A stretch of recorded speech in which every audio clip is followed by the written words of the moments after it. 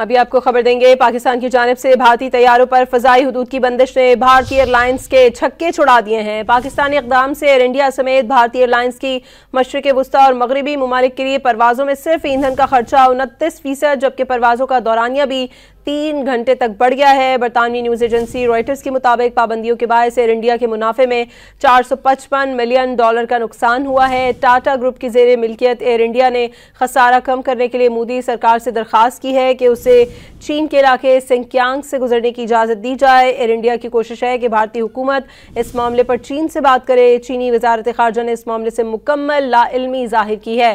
पाकिस्तानी फ़ज़ाई हुदूद की बंदिश और लंदन जाने वाली परवाज़ की गुजरात में तबाही के बाद से एयर इंडिया शदीद बहरान का शिकार है।